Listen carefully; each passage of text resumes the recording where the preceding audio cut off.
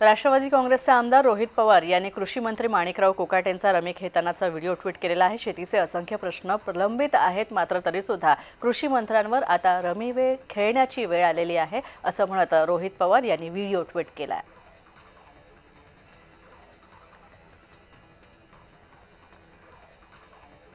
शिवसेना पक्षप्रमुख उद्धव ठाकरेंच्या सामनाला दिलेल्या मुलाखतीचा आजचा दुसरा भाग झाला। यात त्यांनी विविध मुद्द्यांवर भाष्य केलं।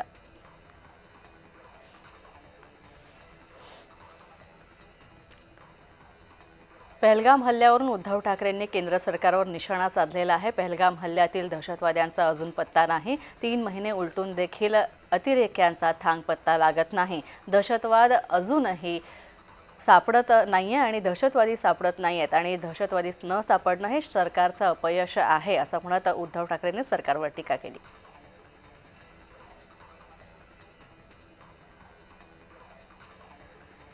मनसेसोबतच्या युतीच्या चर्चेवर उद्धव ठाकरेंनी भाष्य केलेलं आहे। ठाकरे बंधू एकत्र आले तर प्रॉब्लेम कुणाला आहे असा सवाल उद्धव ठाकरेंनी उपस्थित केला।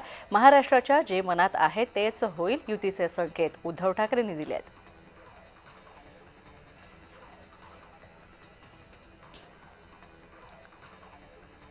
सामनाच्या मुलाखतीमधून ठाकरेंनी अदानी ग्रुपवर टीका केलेली आहे। तसंच गौतम अदानी यांच्या घशात मुंबईतील अनेक महत्त्वाच्या जागा घातल्या जात आहेत असा दावा त्यांनी केला। गिरणी कामगारांना मात्र धारावी आणि मदर डेअरीच्या जागेवर घर देण्याची मागणी त्यांनी केली आहे।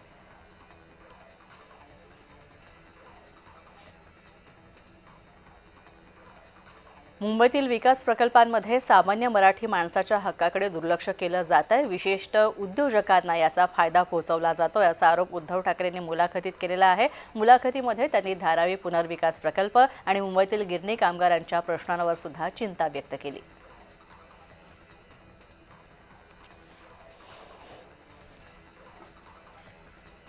मुख्यमंत्री देवेंद्र फडणवीस आणि आदित्य ठाकरे यांची भेट झाल्याची चर्चा बीकेसी मधल्या सोफिटेल हॉटेलमध्ये होत होती, मात्र आता या प्रकारची कोणत्याही प्रकारची भेट झाली नाहीये असं वक्तव्य भाजपच्या गोटातून करण्यात येत आहे।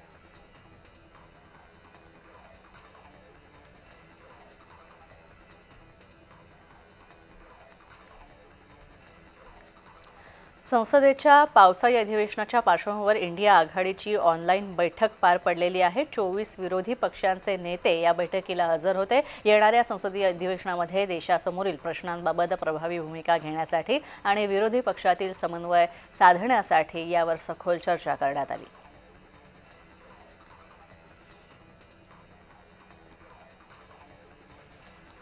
मुख्यमंत्री देवेंद्र फडणवीस यांनी मुंबईत इथं पंढरपूर कॉरिडॉर प्रगती संदर्भात आढावा बैठक बोलावली होती। यावेळी सोलापूरचे जिल्हाधिकारी कुमार आशीर्वाद यांनी प्रकल्पासंदर्भात महत्त्वाची माहिती सादर केली। दरम्यान कॉरिडॉर अंतर्गत नागरिकांशी चर्चा करण्यासाठी 3 उपजिल्हाधिकाऱ्यांची नियुक्ती करण्यात आली आहे।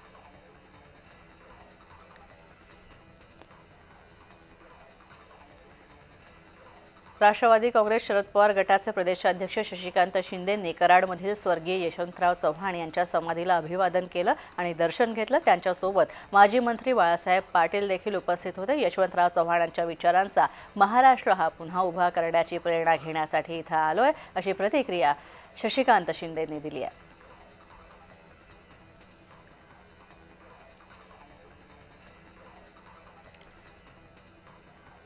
खासदार सुनील तटकरे आज बीड जिल्ह्याच्या दौऱ्यावर आहेत। आज निर्धार मेळाव्याच्या माध्यमातून पदाधिकारी आणि निवड तसंच आगामी स्थानिक स्वराज्य संस्थांच्या निवडणुकांच्या अनुषंगाने महत्त्वाची बैठक होते। या मेळाव्याला धनंजय मुंडे आणि जिल्ह्यातील इतर नेत्यांची उपस्थिती असेल।